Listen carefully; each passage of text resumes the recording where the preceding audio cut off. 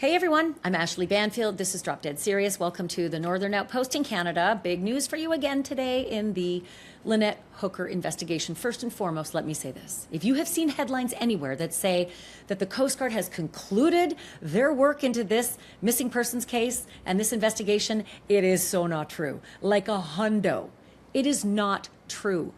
It is so on that I can tell you right now, I learned from my sources today that Brian Hooker is not cooperating with the investigators, even though he's got this new federal experienced lawyer, right? This is a lawyer who apparently has experience with the Department of Justice, and yet Brian Hooker will not cooperate with them.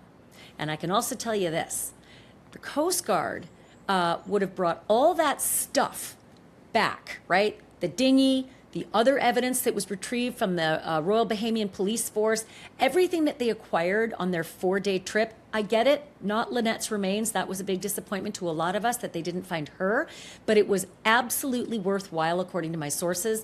That trip brought back a lot of very telling evidence.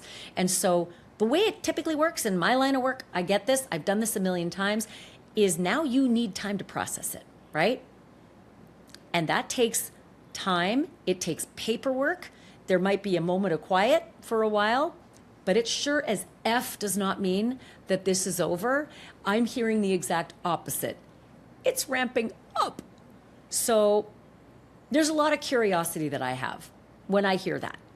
So later on in this podcast, I got a treat for you. I'm going to talk to Mark Geragos, who, as you'll know, has been an attorney to the super rich and famous and powerful.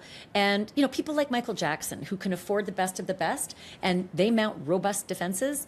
Well, guess who else Mark Geragos defended? Scott Peterson.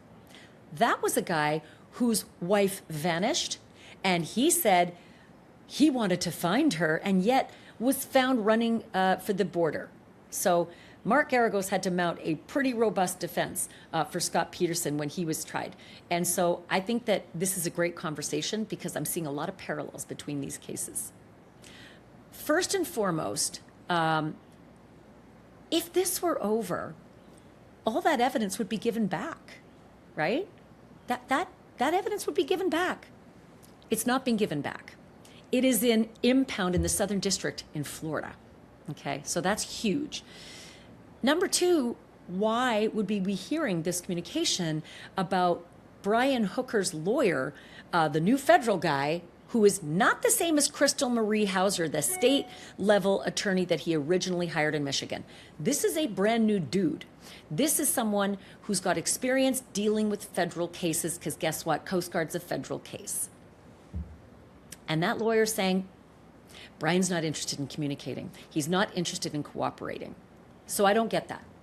Because if Brian's story is that he's a victim in all of this, if his story is that he's lost his wife and he's in mourning, she bounced off the back of the dinghy and I tried to rescue her and then I was marooned for hours, you know, in the rough seas that were angry, my friend, and ended up washing up on Marsh Harbor. Why isn't he helping? Why isn't he helping anyone at any time? So for instance, I've done interviews with Lynette's mom, Darlene, and her husband, Bill. That's stepdad, right?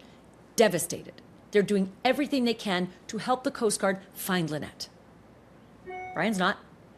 Brian won't cooperate. He won't talk to them.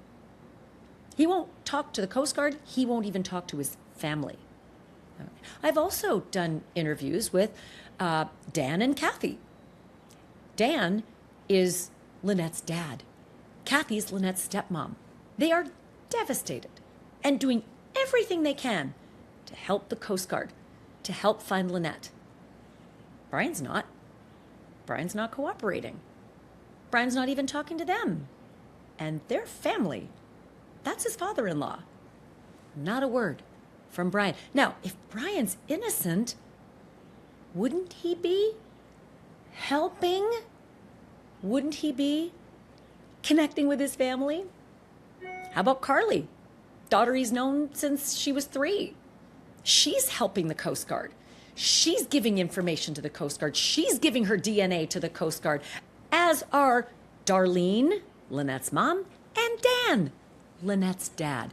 They're all giving their DNA. They're helping to get the dental records for Lynette. They're helping the Coast Guard. And you got to ask yourself, why did the federal investigators with the Coast Guard Investigative Service, why did they ask for DNA after they seized Soulmate?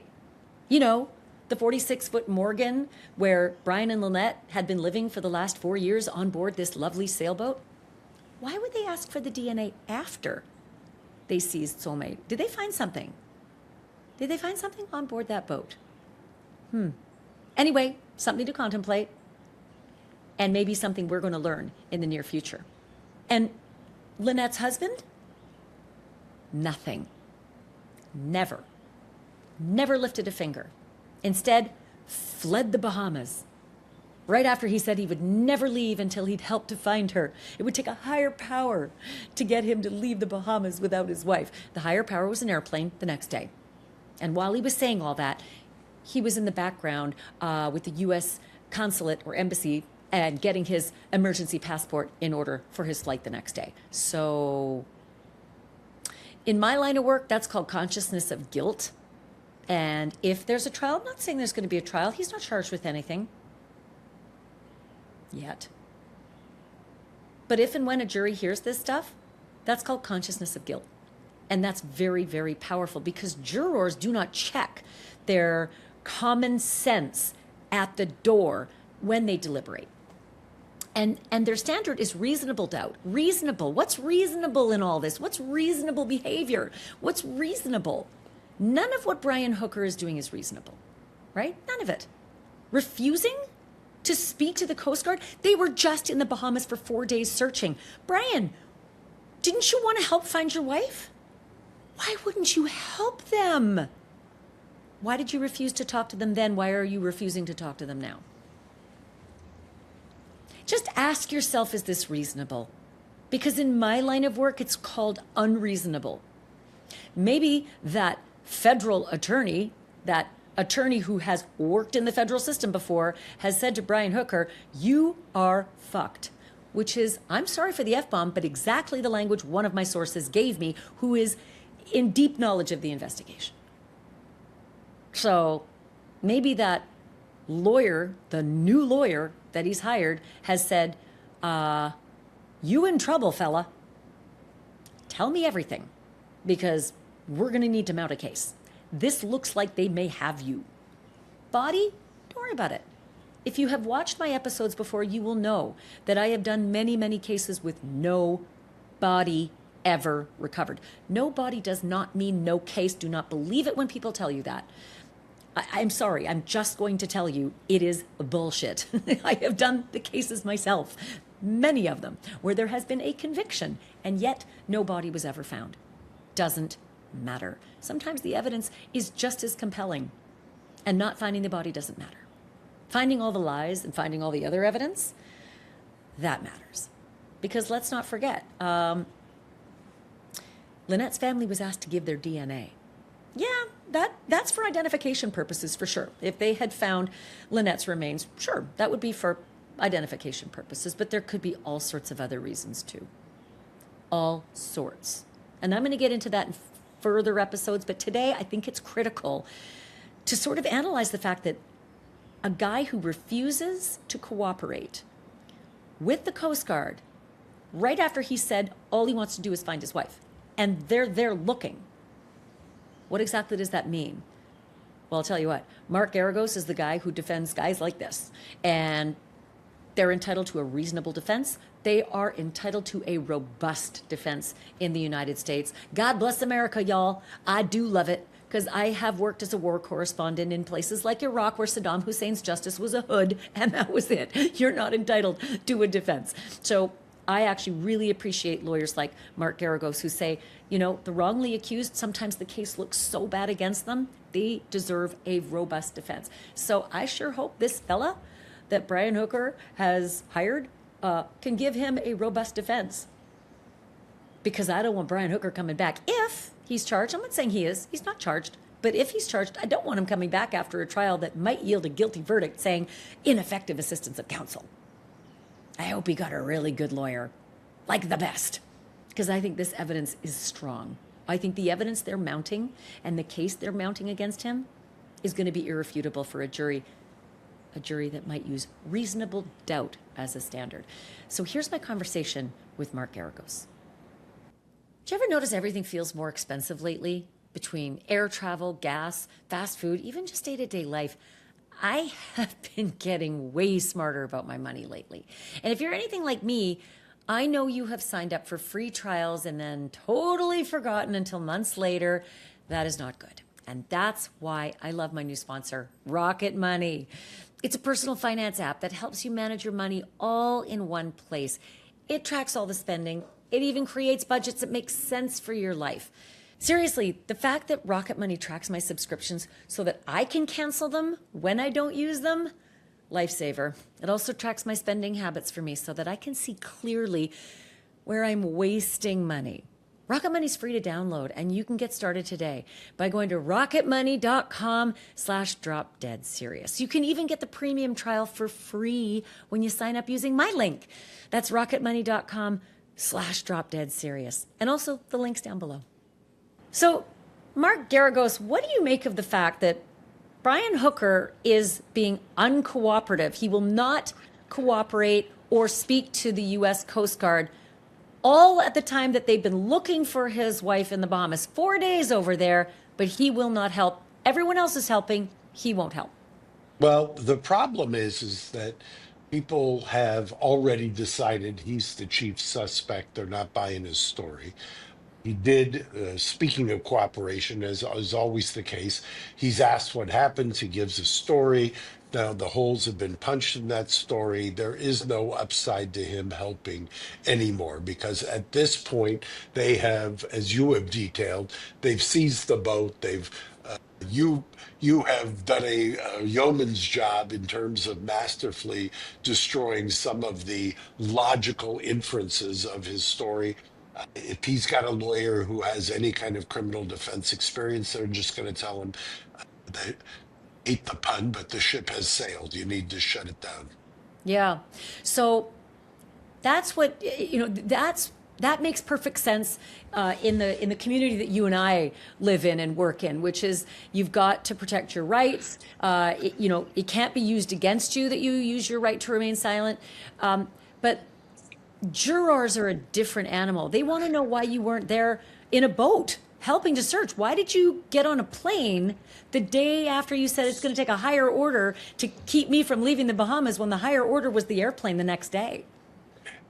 It's not a bad or wrong thought. I've always laughed when judges instruct a jury that you have to ignore the fact that a defendant does not take the stand to testify.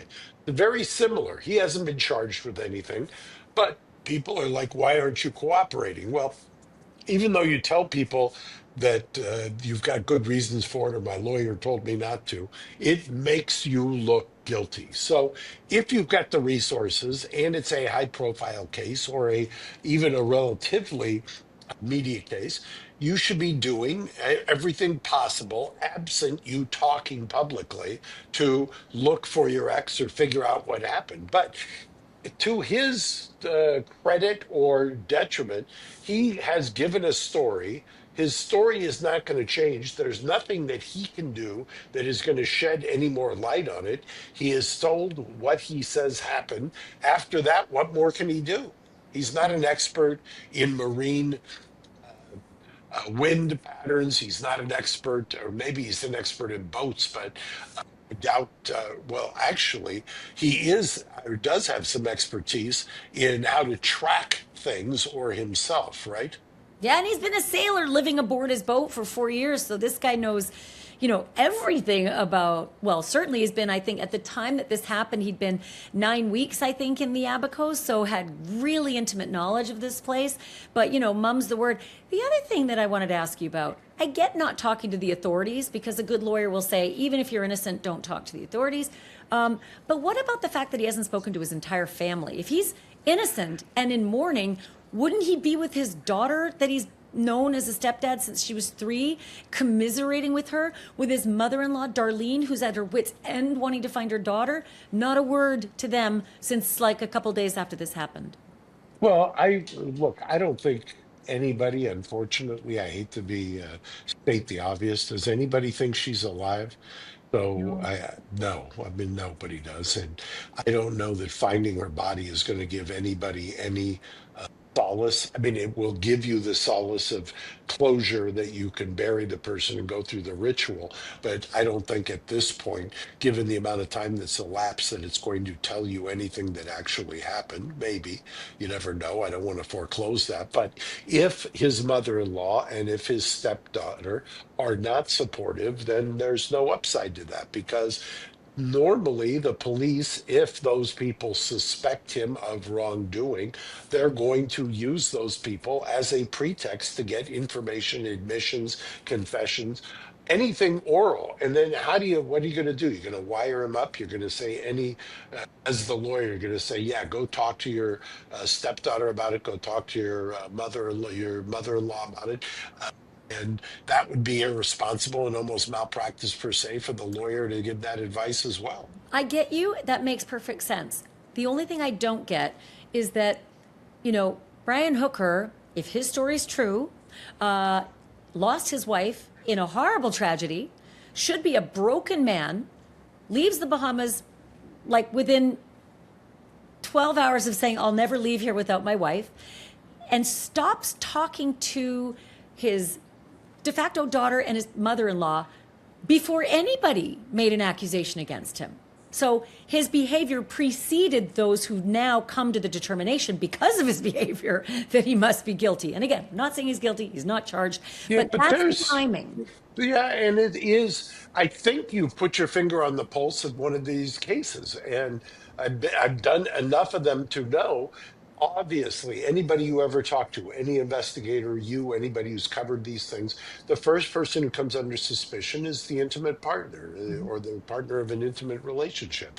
And so you don't have to be a genius or have an IQ of over 120 to figure out that he is a suspect. If he's talked to a lawyer and said, "What the heck should I do? I'm at wit's end. Do I stay here? Do I look for her? What do I do?" So most lawyers are going to shut him down and tell him there is no upside to this. It's unfortunate. It sounds cold and callous. And in some ways it is. But at the same time, spending the rest of your life in a prison because for something you didn't do is as cold and callous as it gets. Yeah, the optics are bad, but I get what you're saying. Can I ask you this? Lynette's family, her mom, her dad, their spouses, Lynette's daughter, and Lynette's friend, they have all detailed prior bad acts that weren't charged and convicted, right? One was charged and he was exonerated. He was acquitted of choking his 12-year-old daughter. The other incidents that Lynette contemporaneously reported to her friend and her mom and her dad was that he was beating her up and she'd flee the Bahamas and come and stay with them and then eventually would go back, and they lament that she had battered woman syndrome. She just kept going back to her batterer. Again, accusations not charged, not convicted. If he's charged with this crime, can the investigators, can the prosecutors bring these acts before a jury? Absolutely. And you'll remember the Harvey Weinstein case where there was just a 9-3 for acquittal hung jury determined. The first time that case was tried, that was the third trial. First time, that is what in New York State Court they call Molyneux. In California, we call it 1101. And federally, you've got 404, which are similar acts that may be uncharged. The judge has the gatekeeper function where he has to say, is this more prejudicial than probative? Does this tend to show a pattern, for instance? Does this show a motive?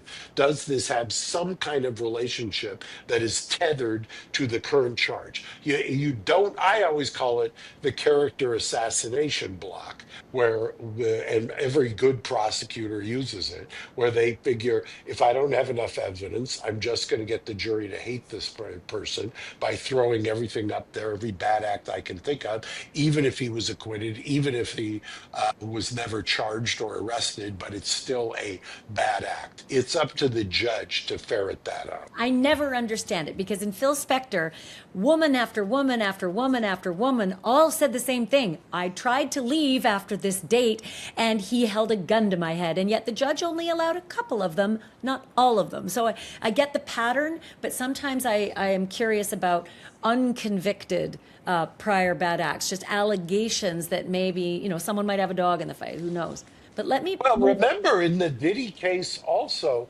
and on the appeal, there the judge sentenced him and invoked, and the prosecution said, "Hey, he was acquitted on this stuff, but the conduct he was acquitted on, we want you to enhance his sentence on that." So that's up in the federal court of appeal right now as we're talking.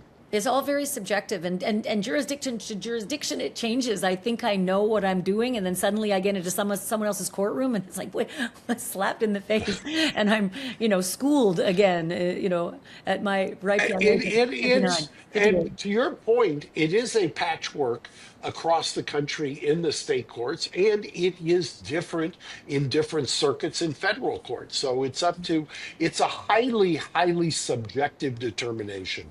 Is it too prejudicial? Is it probative? And that's what they go through. Does it show us something? And I really think it's in the eye of the beholder. It Yeah. really is. Well, all of us out here in layperson land, we all think it's probative, we all think, what the heck? What do you mean prejudicial? Of course. Exactly. Trials are prejudicial. You're trying to convict the guy. Anyway, I've often said that, and I always laugh when the shoe's on the other foot when yeah. the prosecutor argues that, hey, judge, you can't let this defense evidence in. It's going to prejudice us. And I said, this whole case is about The whole prejudicing thing. my client. That's what evidence is. It's prejudicial. It's judging. Anyway, let me ask you this. I was curious about this, the Coast Guard obtaining DNA from Lynette's dad, Lynette's mom, and Lynette's daughter, but not for weeks and weeks. They only did it after they seized Soulmate. And they were starting to process Soulmate. What does that say to you? Because I know you would look at that through a different lens. Yeah, my guess is they swabbed Soulmate.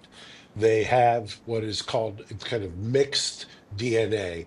They're trying to do various techniques where they're able to identify exactly what they've got and whether it's hers, whether it's excluded from her, whether it's her daughters, for instance, and things of that nature.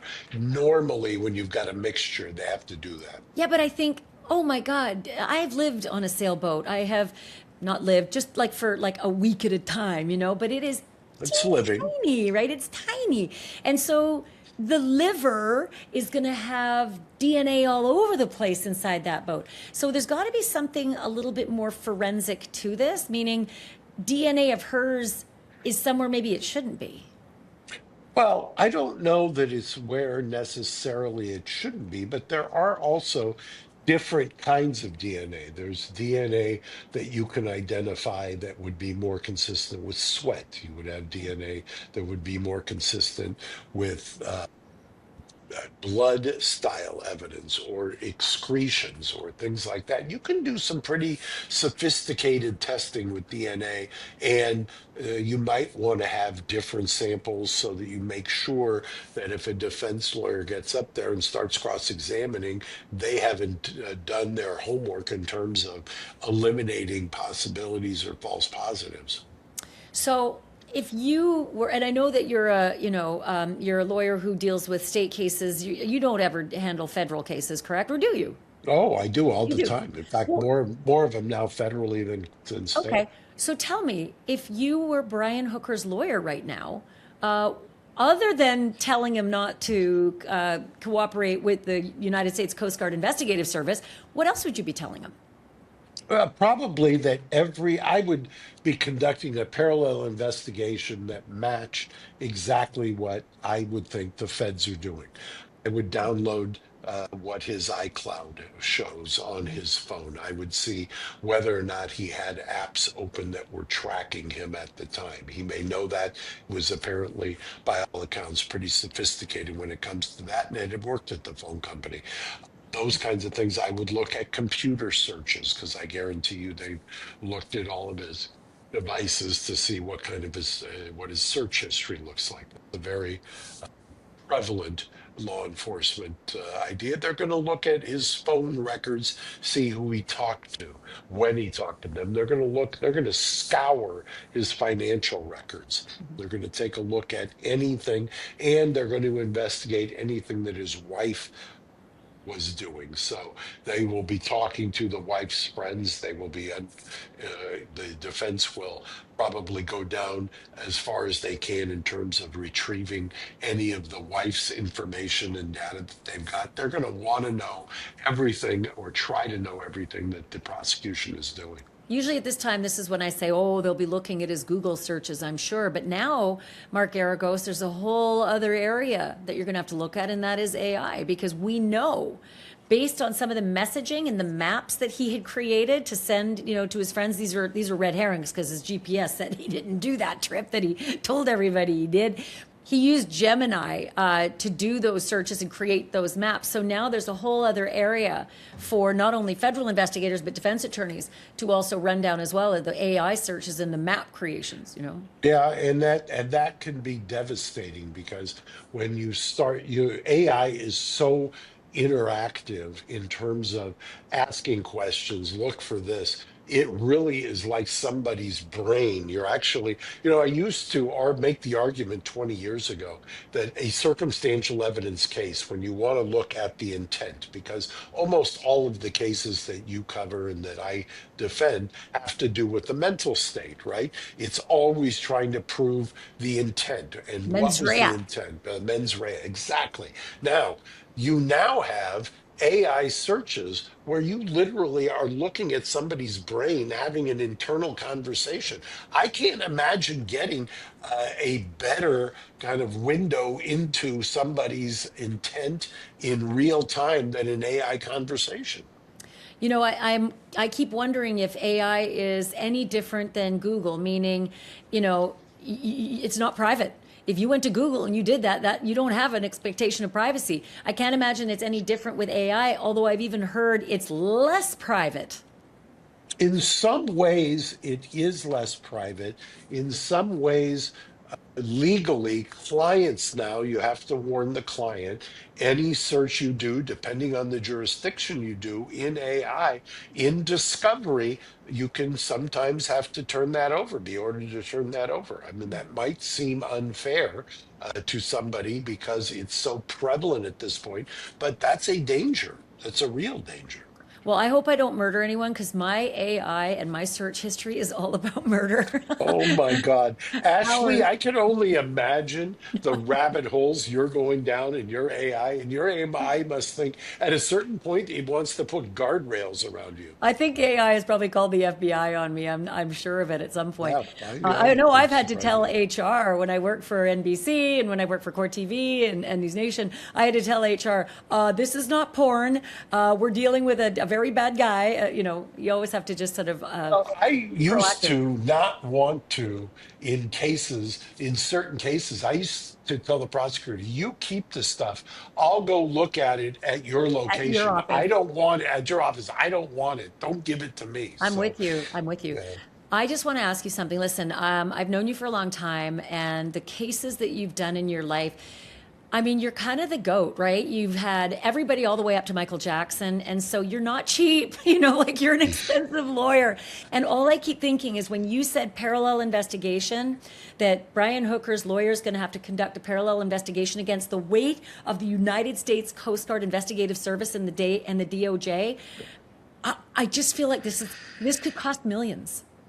Oh, you have no idea. I'm in Washington D.C. Just got here, and there used to be a football coach, and the football coach was hired, and the owner, when he fired him, said something to the effect of, "I gave him a blank check, and he already exceeded it." That I always laugh because that is literally the US government. When they come at you, there is no, you can't imagine the resources they bring to bear. So yes, it's very expensive. It's why when people say, oh, it's got to, their justice is a rich man's sport. No, the very richest of the rich can't even, they pale in comparison to what the resources the government can bring to bear on somebody. So, I think a lot of people wonder then, well, how would a guy like Brian Hooker, I mean, Lynette had the money, all of the friends and family and colleagues and coworkers, everybody we've talked to said Brian had blown through his 401k.